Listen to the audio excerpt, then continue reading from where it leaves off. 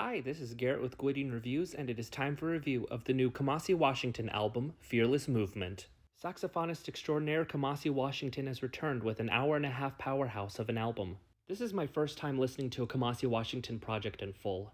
Before this point, all I had heard was a song of his here and there, as well as various tracks where he was a featured artist. With Fearless Movement, I now know for sure that I was missing out, because this is amazing. Kamasi Washington and company have given us almost 90 minutes worth of insane jazz that sounds so grand and sweeping that the only word that I can use to describe the sound and scope of this album is epic. And yes, I am aware that Kamasi has an album titled The Epic, but this is epic too. Fearless Movement contains a number of intricately crafted, expertly performed jazz. The saxophones are blaring and always exciting, the trumpets are sharp and crisp, the bass and keyboards jam like no other, and the drums are so chaotic and groovy that my mind melts a bit with each listen. Now, you might be thinking, hey, that just sounds like standard jazz. And you might be right. However, what elevates this album is, of course, the performances being insane, but also the production. The sound of this album is pristine, where everything sounds clean and polished, but not to the point where everything sounds washed out.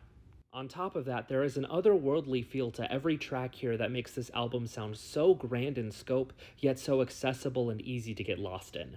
I can't help but jam out to tracks like Lesanu, Ashe the First, The Garden Path, and Prologue, or fall into a trance on tracks like Computer Love, Dream State, or Interstellar Peace.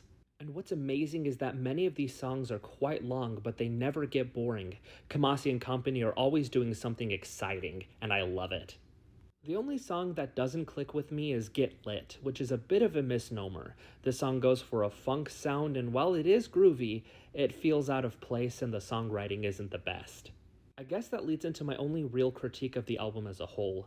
There is a bit of a genre meld in this album as elements of funk, hip-hop, rock, and ambient make their way into Kamasi's brand of jazz. It all sounds fantastic, but it doesn't always feel cohesive. Those are my only real complaints. I think Fearless Movement is fantastic. It's exciting, beautiful, expertly performed and produced, and it's a blast for the entire 86-minute runtime. If you're a fan of jazz, then this is a must-listen, but even if you're not, you should absolutely check this out. It just might surprise you. 9 out of 10.